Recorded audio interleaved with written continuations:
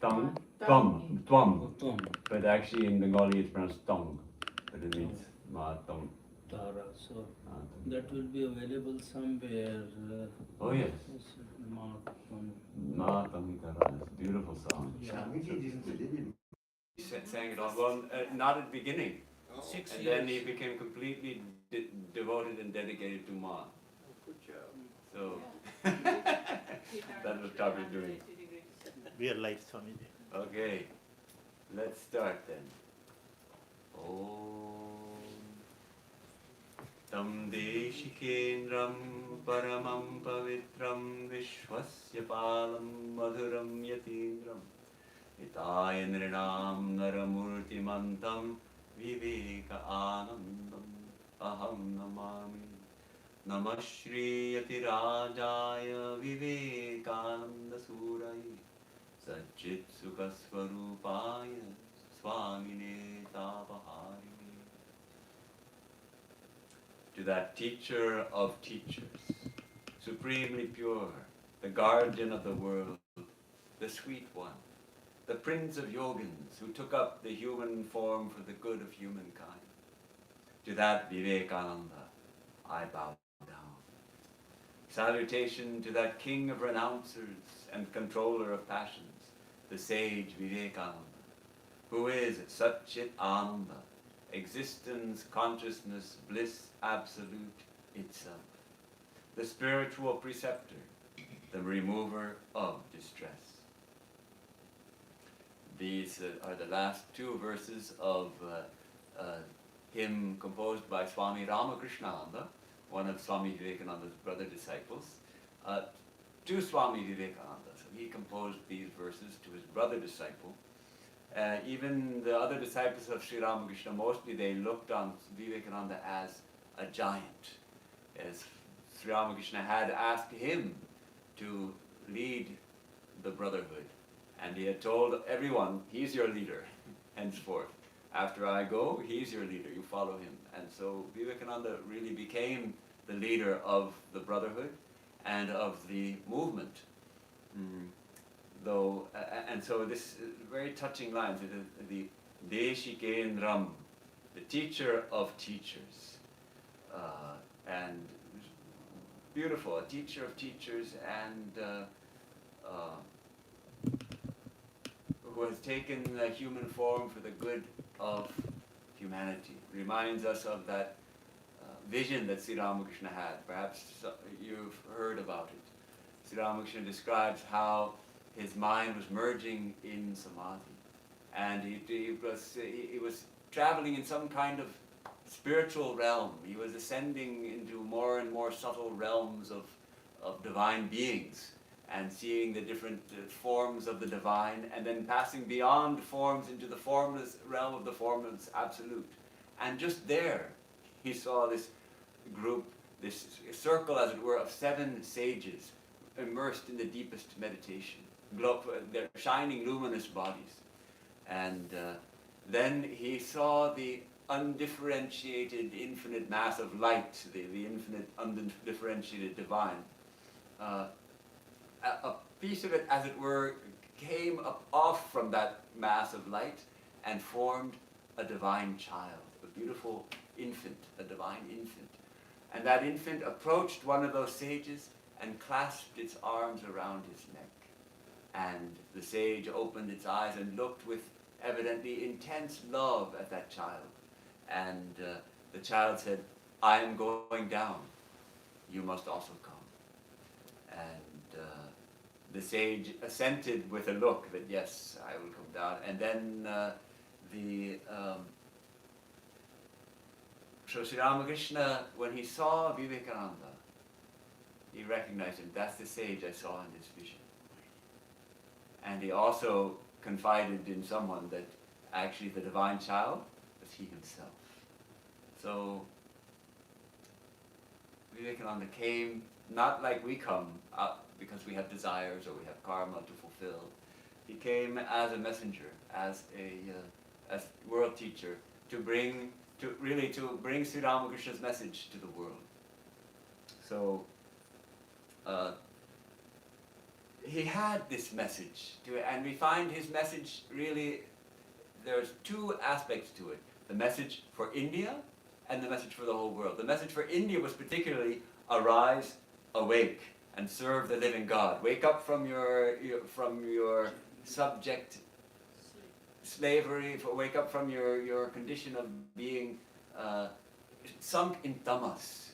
Wake up, get up, do, be active, see the divine in everyone and serve them.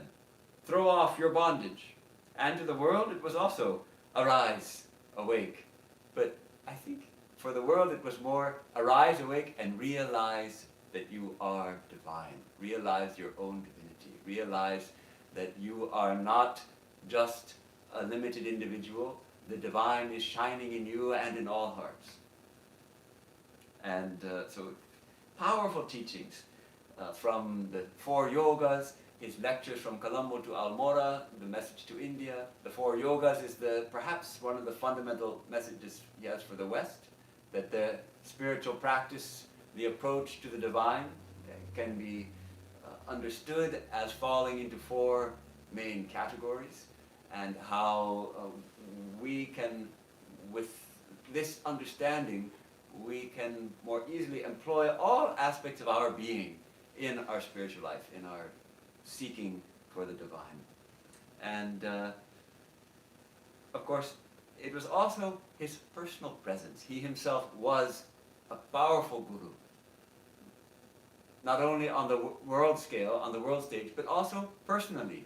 When he gave talks, the whole audience would feel uplifted. It was his talks were not lectures like our lectures. His talks were spiritual transmissions. Just consider the power emanating from him, that he could grant, that he could raise people's minds. Once, unusual thing happened. It was in New York, and he was just getting into his subject. We don't know what the lecture was, but he was just getting into it. It was just a few minutes in, maybe 10, 15 minutes into the lecture, and he stopped, and he left the platform, and he left the hall. And people were stunned, and someone asked him, Swamiji, what happened? Why did you leave? You were just starting to really... And he said, no, I felt so much power in me that I felt the minds of all these people were like clay, and I could mold them exactly as I wanted. But I don't want to do that. Each person has to be left free to grow after his or her own law of growth. So it was too much power. I didn't want to do that. So that's why I stopped. So on the personal level, he initiated, we don't know in India how many people he initiated. We know he had 19 sannyasin disciples, and we often feel like he took more joy in initiating monks into sannyasa than in the giving of the mantra diksha. There's the two different kinds of diksha. The mantra diksha is for everyone, and there's also a sannyasa diksha which is just for the sannyasins. So Swamiji especially loved to give the sannyasa diksha. So perhaps his most well-known sannyasin disciple is Swami Vivekananda. Vivekananda ji had his mantra from Holy Mother. He had the mantra diksha from Holy Mother, but sannyasa from Swami Vivekananda. So there were 19 sannyasin disciples, plus 3 more naishthik brahmacharans, means those who are, he asked them to remain as brahmacharans, but as monastics. So these were in India. And of course he must have had also disciples whom he initiated with mantras, like Sharat Chandra Chakravarti and the Raja of Khetri and various others. But an interesting conversation took place in India with his disciple Priyanath Singha, and let me read that conversation. The disciple was a conservative Brahmin of the old school, and Swamiji, of course, was a rule breaker and an awakener of the new school, establishing really, rejuvenating the tradition. So the disciple relates, once I went to see Swamiji while he was staying in Calcutta at the house of the late Balaram Basu. That's Balaram Bose, the famous disciple of Sri Ramakrishna, whose home was Sri Ramakrishna's Calcutta fort, as it were, and where Sri Ramakrishna came 100 times.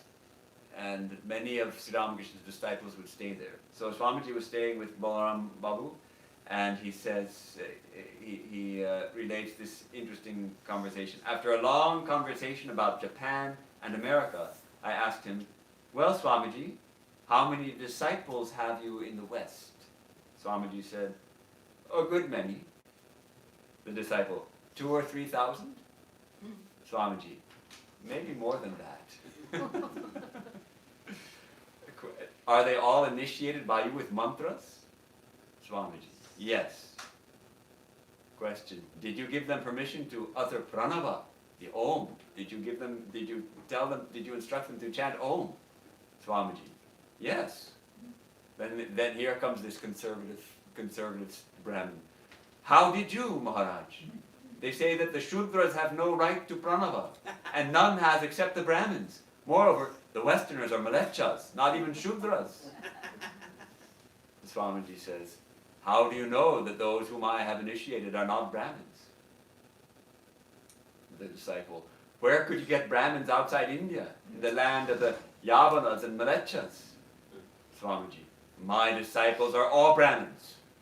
I quite admit to the truth of the words that none except the Brahmins has the right to pranava. Pranava means Om. But the son of a Brahmin is not necessarily always a Brahmin. Though there's every possibility of his being one, he may not become so.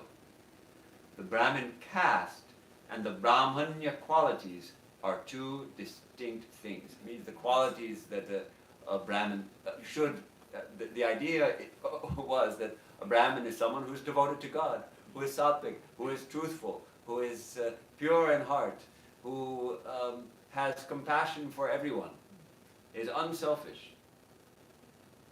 So in India, one is held to be a Brahmin by one's caste. But in the West, one should be known as such by one's Brahmanya qualities. As there are three gunas, sattva, rajas, and tamas. So there are gunas which show a person to be a Brahmin, Kshatriya, Vaishya, or Shudra. And then the disciple is beginning to understand. He says, then you call those Brahmins who are sattvika by nature. And Swamiji says, yes, quite so. So this was Swamiji. He was came also, on the one hand, to break this kind of conservatism, which says, oh, you can't teach things to anybody except for Brahmins or something crazy like that. And yet, of course, he acknowledged, yes, to be fit for spiritual life, we need certain qualities. We need to have a pure heart. We need to have some devotion. We need to have the desire to know God. So otherwise, casting pearls before swine, if you're teaching everyone who's not interested in spiritual life. And yet, and then how he actually initiated thousands of people in this country. Not only giving spiritual transmission in his talks and in his interactions with people, but actually formally initiating them. Perhaps more than 2,000 or 3,000, Swamiji says. He didn't keep count, obviously. Do we know anybody who got initiated by Swami? Like, known investors? Well, we can think of at least Mrs. Oli Bull, Sarah Bull must have. Josephine MacLeod also, although she didn't admit it, and she considered herself not as a disciple, but as a friend. So many, the Goodwin, the Saviors, these are the well-known ones. Did somebody become Swamiji here, like monk? All right, Kripananda, Leon Landsberg became Kripananda. The names are not coming, but there are so many well-known, Miss Waldo, Ellen Waldo, who took down the notes for Raja Yoga. So many must have been initiated. So this way he was laying down the work. Thinking about Swami Vivekananda as a guru, I also was thinking, how did Swamiji look on his own guru, on Sri Ramakrishna? He said once, in Pasadena actually, in 1900, he said, all the ideas that I preach are only an attempt to echo Sri Ramakrishna's ideas. Actually, he didn't use Sri Ramakrishna's name, he said, my master's, he was talking about his master, and he said, he just said, I met an old man who taught me. Didn't use it, didn't mention his name. So he said, All the ideas that I preach are only attempt to echo his ideas. Nothing is mine originally, except the wicked ones. Everything I say which is false and wicked, but every word that I have ever uttered, which is true and good, is simply an attempt to echo his voice. And we see that if we are students of both the Gospel of Sri Ramakrishna and the teachings of Swami Vivekananda, we'll see Swamiji bringing many of the parables that Sri Ramakrishna taught into his own talks. But he won't say, oh, my master told me this story or something. He'll just present it as a parable, as a story. Many of the teachings which Sri Ramakrishna gives to his disciples in the Kathamrita, in the Gospel, we find also Swamiji giving. He's expanding them and making them more intelligible, taking us further in our understanding. So sometimes some of the disciples of Sri Ramakrishna, Swami Brahmananda and others would say, to understand Sri Ramakrishna, you have to understand him through Swami Vivekananda. That Sri Ramakrishna is the sutra and Vivekananda is the bhashya. The tradition of Hindu scriptures is there are certain scriptures which are called sutras, which are very short, very the teachings encapsulated in just a half a sentence. Why? That way they're easy to remember. We can memorize.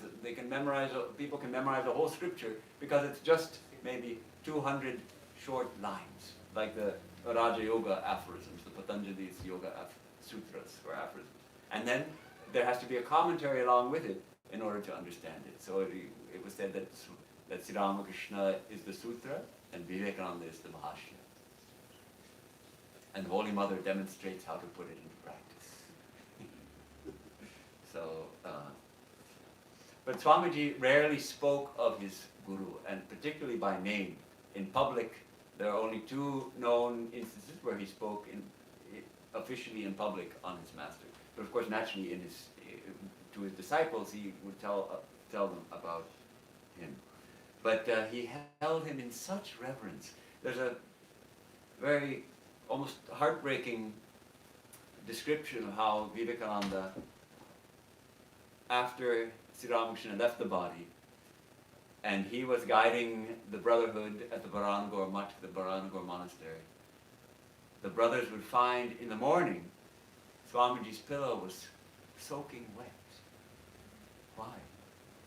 Because he was weeping all night for the loss of his master. In the daytime, he was enthusing his brothers and guiding them and placing the mutt on its firm foundations. But at night, he was longing for his guru and weeping.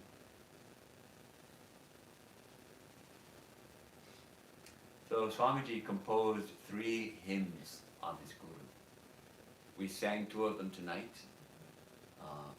And here, I love to study these because here we get an idea of the deeper, the way Swami Vivekananda really looked on his guru. How did he really look on Sri Ramakrishna?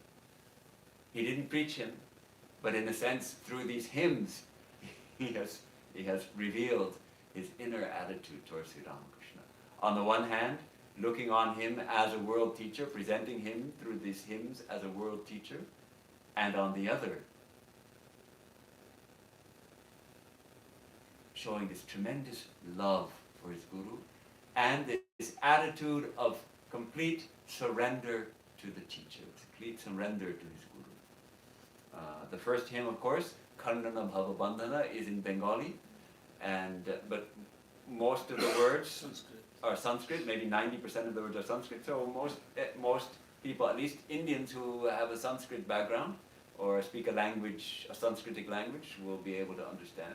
For Westerners, it takes a little more study, but it's worth the trouble if you're going to be a follower of Sri Ramakrishna. But so he describes him as the one who breaks the bondage of this world.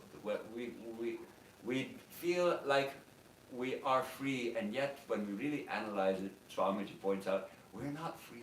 We're bound. We're bound by our own limitations. We're bound by our own desires. We're bound by our passions, our anger and our fear, these are all bind us.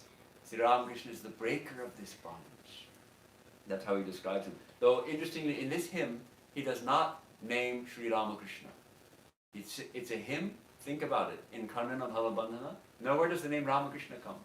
And in fact, I heard that there's a church in Calcutta, a Christian church, where they sing this hymn to Jesus.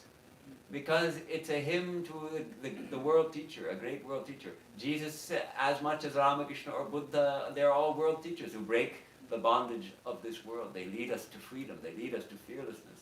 They lead us to infinite joy. So he describes him as an avatara, a manifestation of the divine on earth, and one who dispels our ignorance. We talked about that this morning, that the Guru is the one who removes the veils from our mind so that we realize who we are, that we realize the divine. There's this, I'll just give a couple of lines from the hymn. Jnananjana vimalanayana vikshane mohajai. That means his eyes are the clarity. This is a common theme in the different hymns of Hinduism. This idea that the Guru has this anjana of jnana. The anjana is what you put on your eyes. The women, they put the anjana on the eyes, eyeliner as it were, made of ghee and kajal means ghee and carbon. The carbon from burning ghee, it forms a black soot, as it were, and mix that with a little ghee, and that's the traditional, very pure, and it's said to be very healing for the eyes, actually. It protects the eyes also from diseases and all that. But this is the anjana of jnana, of wisdom, so that we put that on our eyes, and we see. We actually see the divine with this.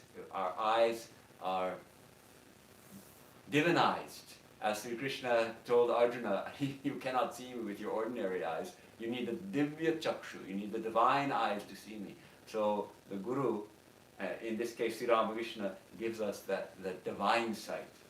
And one glimpse and our delusion is gone forever. Bhikshane mohajai. Our delusion goes. So the beautiful way he describes Sri Ramakrishna in this way. Or Banchana Kama Kanchana Atinindita Indriya Rag. One of the specialties of Sri Ramakrishna was his renunciation. And in this line Swamiji is noting that he completely gave up all desire for lust and wealth, and he was the Tyagishvara, the Lord of renouncers, the Lord of those who give up, the Lord of the monks. He's also the Lord of the bhaktas, the Lord of the devotees, the King of the devotees. He himself said, yes, I am the King of the devotees, I'm also the King of the monks.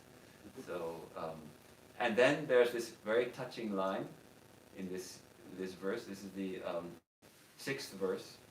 He says, Tyagishvara, he naramara, deha pade anurag. This is the only place in this hymn where he actually addresses Sri Ramakrishna directly. And he says, give me what? Give me anurag, that intense love for you, that intense attraction for you, that's what I want. So we call it our evening prayer, but it's a prayer of praise, a hymn of praise. Only this. If there's anything I'm going to ask of you, it's this. Give me love for you.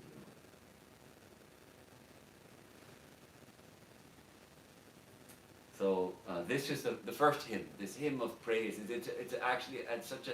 The melody also was composed by Vivekananda, and it's brings us to a very deep mood. It's a they call it Gambhir Bhava, a very solemn mood which comes. And interesting, I just heard from a professor of music the mode of this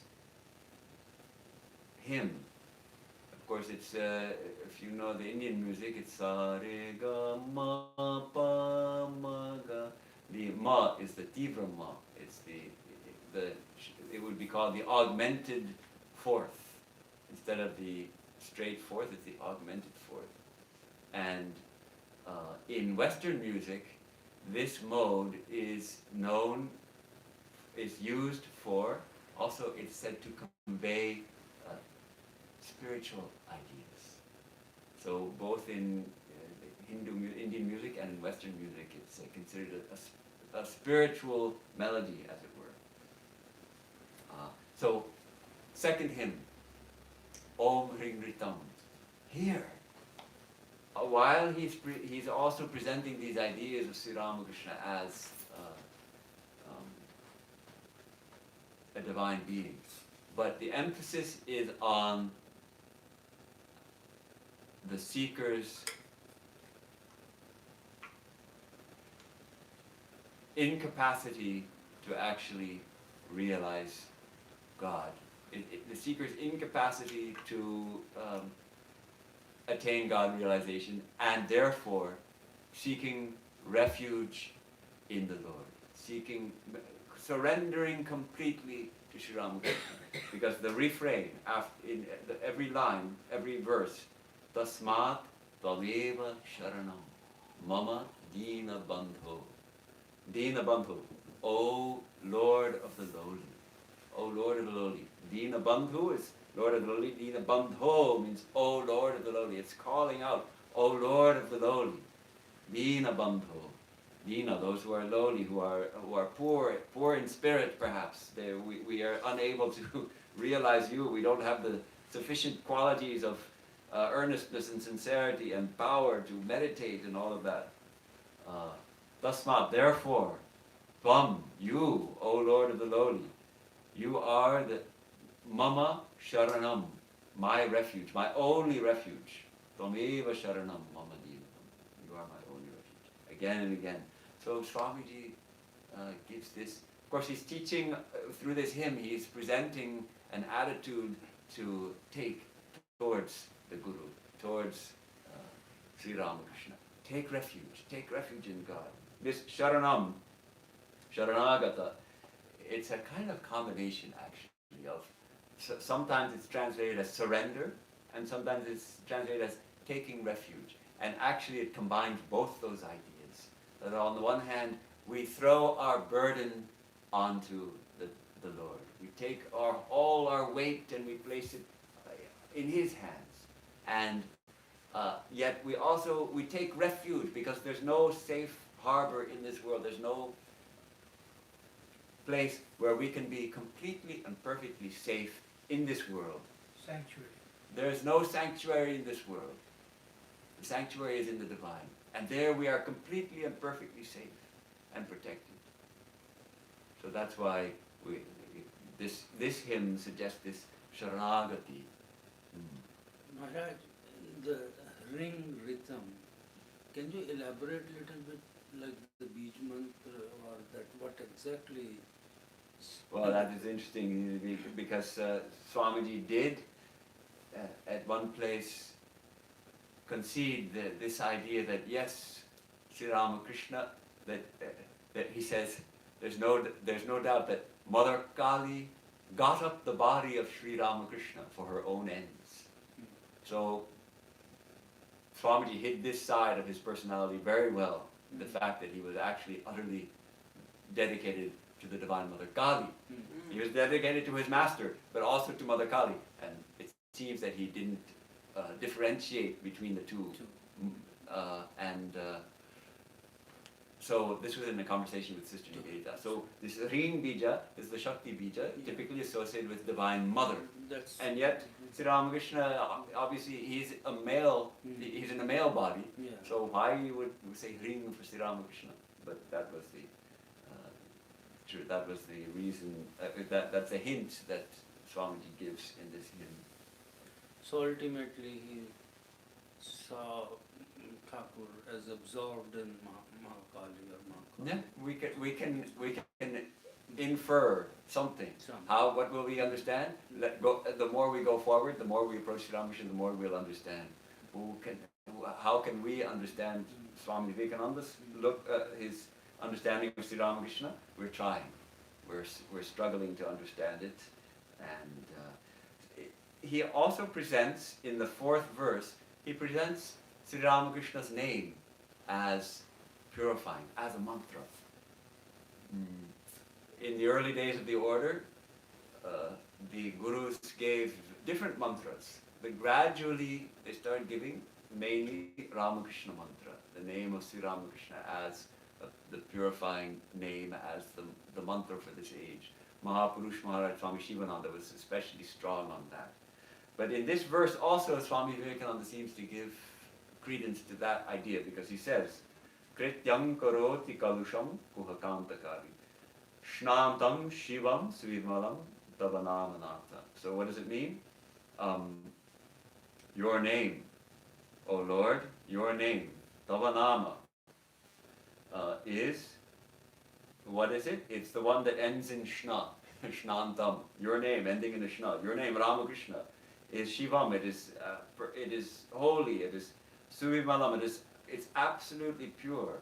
And it turns that which is Kalusham, which is a sinful, it turns it into Krityam, that which is good, that which should be done. So it transforms our negative deeds into, it purifies them. It purifies us of our mistakes in life, as it were.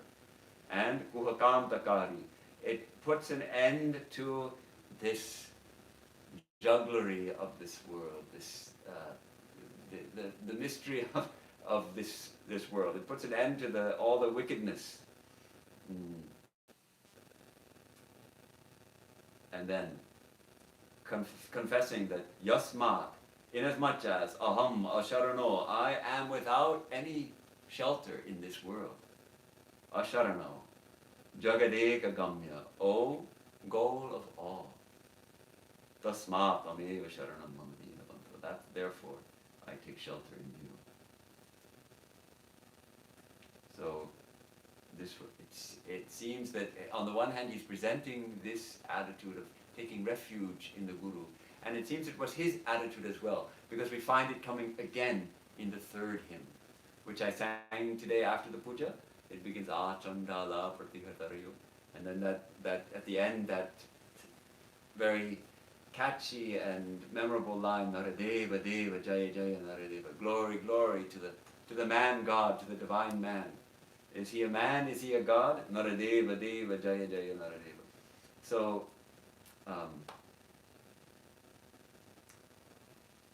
the last 2 verses end with this line, Yami Gurum Sharanam Bhavavaidyam.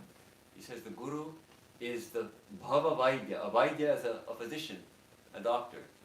And the Bhava is this world. He's the world physician. He heals our sickness of feeling that we are limited, that we are sinners maybe, that we are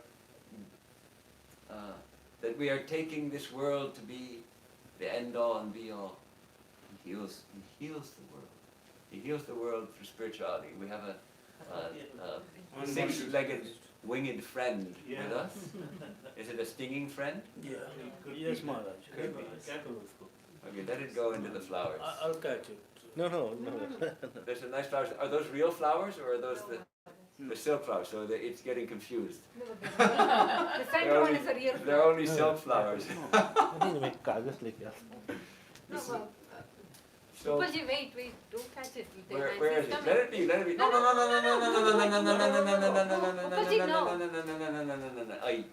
Oh, see, Oh my goodness. he's Maharaj, you don't become warriors without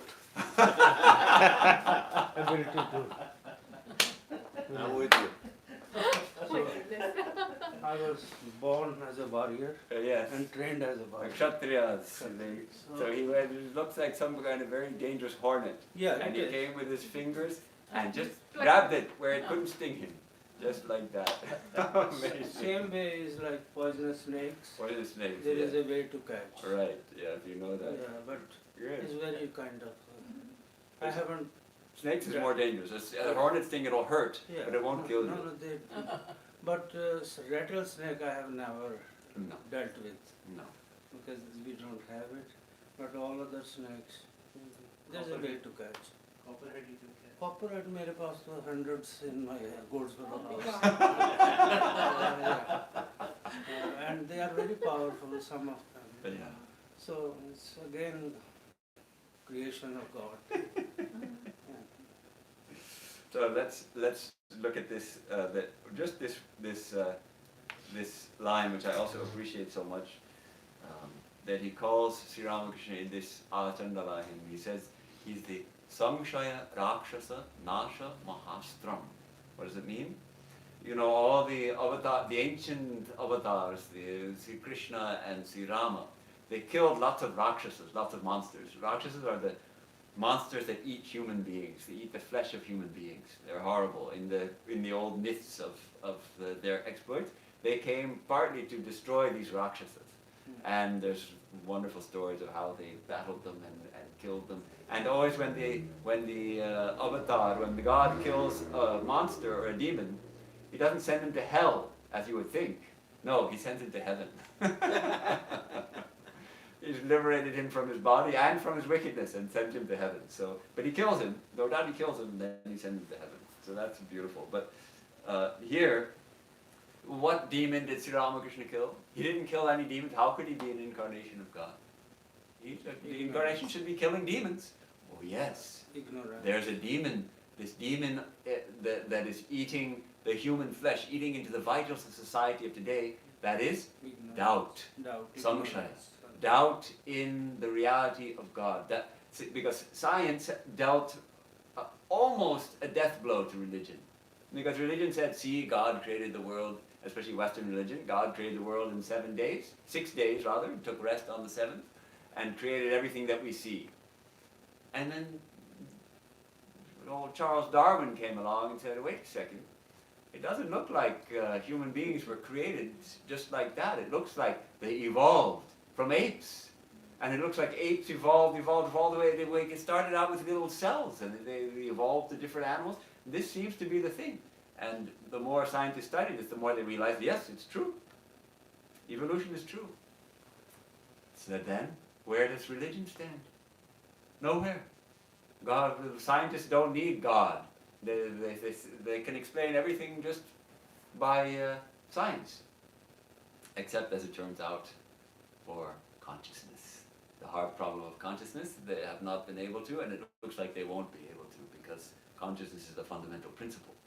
But Swami Vivekananda, of course, would say, if the God-man is evolved out of the protoplasm, then the God-man was involved in the protoplasm and gradually manifested. So that's Vivekananda's understanding. But so doubt in spirituality. So if there's nothing beyond this world, then why should we be good?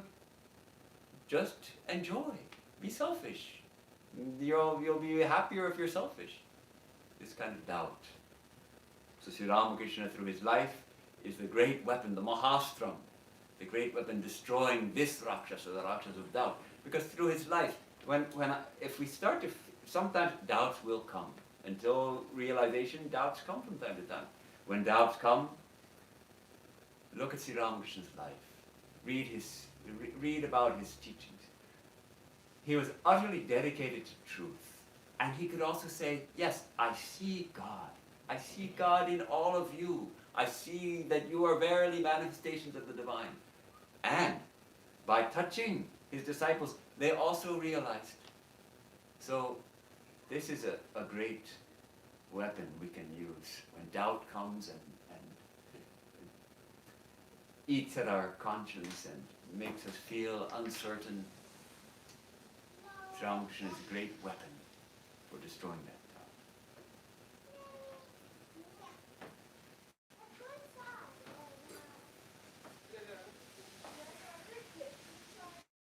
So, we talked a little bit about Swami Vivekananda as a personal guru to many people, and we talked a little about his being a Jagat Guru, a world teacher. And I'd like to touch for just a few minutes on some of the salient points of his message. And it was a message. In fact, he said it several times. I have a message for the world. which I will deliver without fear and without care for the future. I have a message.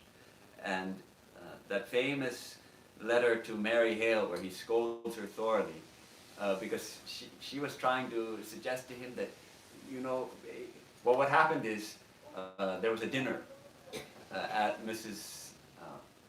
Bull's house, Sarah Bull's house, and there was a Presbyterian minister there also, a blue-nosed Presbyterian, who was very bigoted. And they got into an argument, Swamiji and the Presbyterian minister, and Swamiji got hot, as it were. He got angry and he scolded, he had a big argument with the minister. And so Mrs. Bull related this to Mary Hale, and they were trying to tell Swamiji that this hurts your work. You know, if you get angry like this, it hurts your work. And he scolded Mary Hale thoroughly. It's a beautiful letter. We'll just read a little passage. I have a message to give. I have no time to be sweet to the world, and every attempt at sweetness makes me a hypocrite. I will die 1,000 deaths rather than lead a jellyfish existence and yield to every requirement of this foolish world, no matter whether it be my own country or a foreign country. You are mistaken, utterly mistaken, if you think I have a work, as Mrs. Bull thinks. I have no work under or beyond the sun. I have a message, and I will give it after my own fashion. I will neither Hinduize my message, nor Christianize it, nor make it any eyes in the world. I will only my-eyes it, and that is all. I love that. I will my-eyes it. My message. I have a message, and I will my-eyes it. Liberty, mukti, is all my religion, and everything that tries to curb it, I will avoid by fight or flight. So this is his, and what is this message? In fact, there's one other place where he mentions his message, and he says, I have a message to the West, as Buddha had a message to the East. Well, I think we who are students of Vivekananda know that the salient features of this message. One, you are divine. You are not a sinner. It is a sin to call a human being a sinner. You are children of infinite bliss. Arise, awake, and realize it. This is perhaps the crux of his message to the West. You are divine. Realize it. Know it. And harmony of religions. His master's message. He brought that also. Harmony of religions. Accept all religions as paths. He said, if I had lived in the days of Jesus of Nazareth, I would have washed his feet, not with my tears, but with my heart's blood. So honor all religions, honor all teachers, but hold fast to your path. And the yogas, this tremendous gift of spiritual practice. How do we practice? How do we realize it? Through yoga. Yoga meaning both union, our goal, union with the divine, and the path, the practices that we do. And he gave us 4 yogas. That you could say there are innumerable yogas. In the Bhagavad Gita, each chapter is called a yoga. We have 18 chapters, the 18 yogas in the Gita. But we can see how all the different kinds of spiritual practices fall under 4 main categories. The Jnana Yoga, the yoga of wisdom, of employing our intellect, through philosophical analysis, through deep introspection into our own experience, we find not me, but we find the divine here. Jnana Yoga. Karma Yoga. Spiritualizing our entire life. Turning our entire life, how? By how we work. By turning our work, giving our work a spiritual turn. Either through complete detachment from the results, or more easily, dedicating everything we do to the divine. Making everything we do an offering unto the divine. Making our whole life a sacrifice unto the divine. Karma Yoga. Bhakti Yoga. Devotion. Love for God. How do we love God? By Bhakti Yoga. He discusses how we purify our emotion so that it becomes devotion, an unbroken stream of love towards the divine. And Swami Vivekananda himself, you know, we think of him as the great teacher of jnana, especially. His jnana yoga lectures are so powerful. And yet, inside, he was a devotee. He was a bhakti. He himself admitted that on the outside, I may be all jnana, but on the inside, I'm all devotion. And Sri Ramakrishna, opposite. On the outside, all devotion. Oh, constantly weeping, praying, singing the names of God, but inside, all jnana. And then, of course, Raja Yoga, the science of religion, the practices of meditation. And it's beautiful how he placed religion, as it were, spiritual practice, on a scientific basis. Scientific in this sense, what is one of the fundamental principles of science? Most of you are scientists, I think, many of you. It is verifiability. A scientist somewhere makes a hypothesis and does an experiment and says, my hypothesis was correct. I have verified it in my experiment. And somebody across the world reads about it and says, I doubt it. I'm going to do the same experiment and see. And they set up the same experiment, and either they find, well, he was right, or she was right. Yes, this experiment does lead to this result. Or they don't get the result, and they say, hey, I didn't get that result. So remember cold fusion?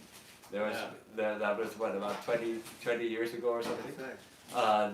Some scientist somewhere suddenly realized, had a huge eureka moment. We have discovered cold fusion. We have attained cold fusion in the laboratory. And they published their results. It was a big thing.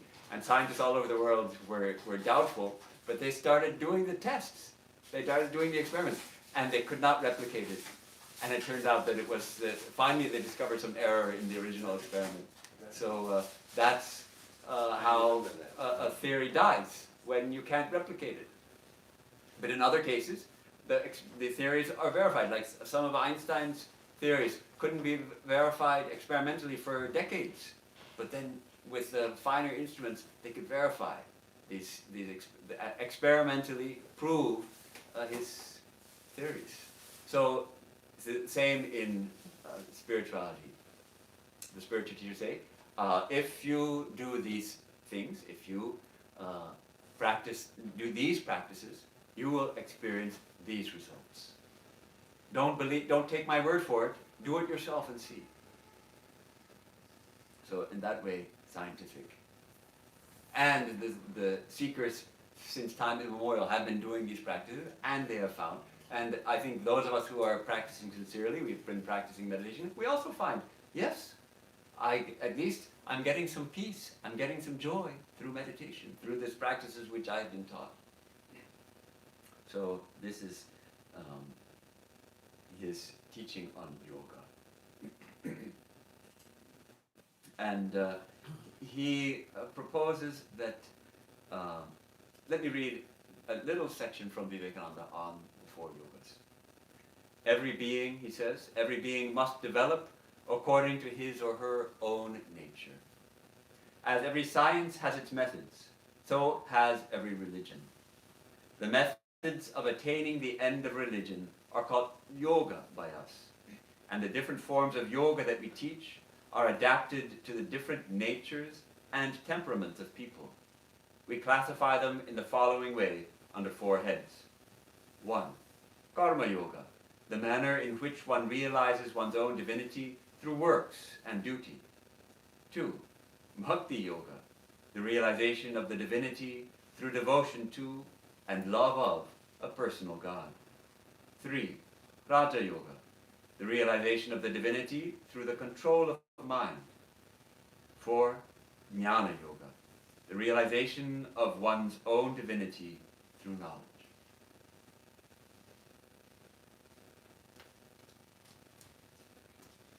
And then these thrilling lines. What right has a man to say he has a soul if he does not feel it? Or that there is a God if he does not see him? If there is a God, we must see him. If there is a soul, we must perceive it. Otherwise, it is better not to believe. It is better to be an outspoken atheist than a hypocrite. So this is the teaching of Vivekananda. Raja, I think that's what my son thought, outspoken atheist. so when Vivekananda says that the wicked things come from me or the nice things came from my master, I think he was a bit brusque in his ways, right? Like fighting with the pastor and all that. He was a bit assertive in his way. Whenever he had these clashes with people. Yeah, because he's a world teacher. He's not a seeker who's practicing humility and all that. But at the same time, he had this tremendous humility. He met an old school friend after he was world famous. I mean, like today's who's a world famous like today, the Dalai Lama today would be the most famous spiritual teacher. He would have been like that in those days, maybe more famous. In those days, of course, there was no radio even, what to speak of film or television, but newspapers. When he came back to India, tens of thousands of people turned out in the streets to welcome him. They unhitched the horses from the carriage and pulled it themselves. He was huge. And yet, he was the simple monk. And one of his childhood friends looked him up, and he was so happy to see him. And the friend was like, "What should we call you now?" "Oh, I'm the same Naren." "What do you mean, what should you call me? I'm your same friend, your same Naren." Hadn't affected him at all. But yes, he had this message to give. And when he found that there was strong resistance to it, he would break through it. He had that power.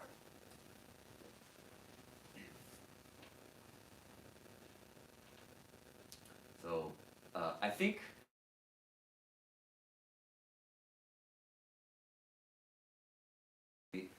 just in closing, a reminiscence of a monk who was initiated by Swami Vivekananda and what that initiation was like, that personal initiation. Since the topic was, today is Swami Vivekananda as Guru.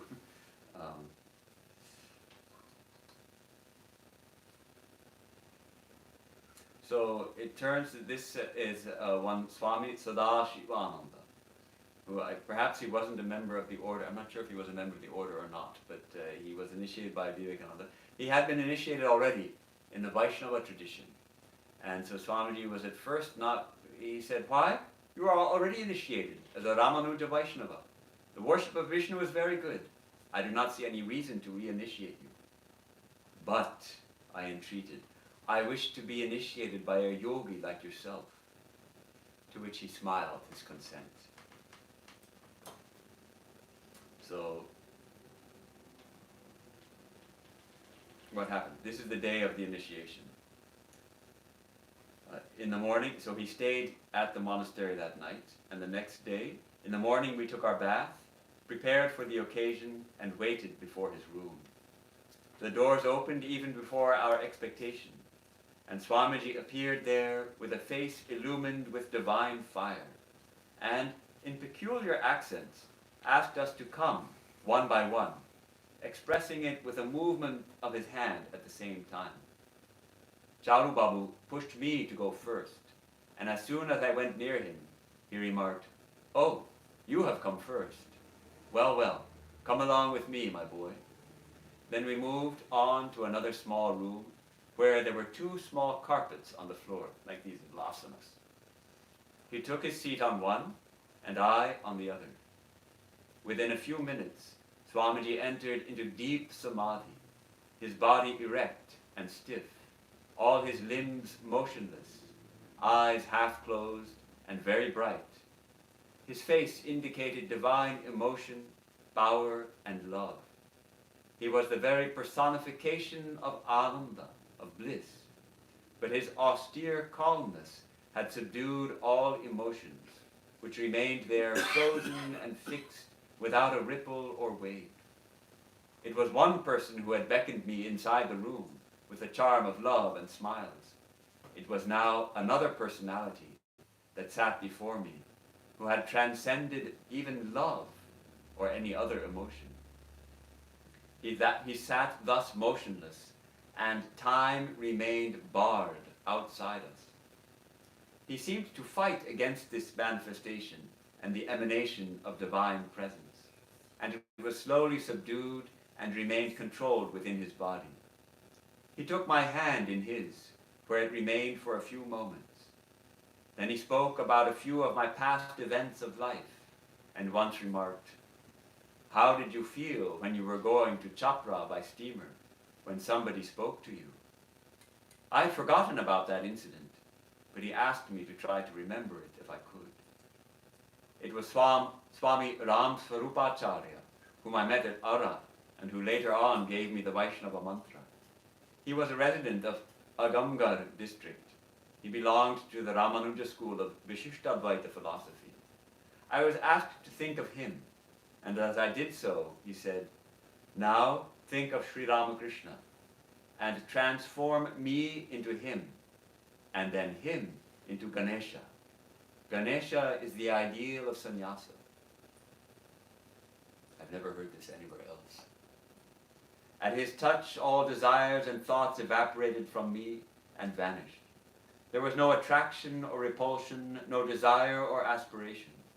I do not know how long I was in this state, but gradually I became conscious of my body, and I could see the objects of the room in a slight haze. I stood there initiated, and the Swami asked me to send the next aspirant. I went out and sent Charubabu, who was initiated in the same way, and next Haridas Chatterjee. So that's the one initiation that was a personal initiation, where with so much power he placed the disciple in a deep state of meditation himself. And this is how the great spiritual teachers are able to initiate. They through the power of their own mental vibration, they awake that same vibration in the disciple. And that's really the idea behind initiation. The guru's mental vibration gets like when you pluck a stringed instrument, and if there's another instrument in the room, the string of which is tuned to exactly the same tune, it will also start singing. So like that, the Guru awakens in us the spiritual vibrations. So I think this was more or less an appropriate topic for this holy day of Guru Purnima, when we remember our spiritual teachers, and to this evening thinking of Swami Vivekananda, both as an ardent disciple of Sri Ramakrishna and as a powerful guru in his own right, both a personal guru and a Jagat Guru, a world teacher who presented the teachings of the divinity of the soul and the harmony of religions and the four yogas as paths to the divine. So it was a joy to spend the day with all of you, and we'll look forward to seeing you on next week.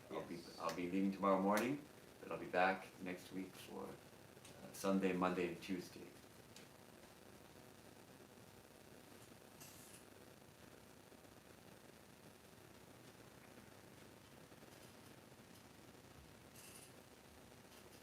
Om Ajnanatimirandhasya Jnananjanashalakaya Chakshurunmiritam Yena Tasmai Shri Gurave Namah. Om Shanti Shanti Shanti Hari Om Tat Sat Shri Ram Krishna Arpanam.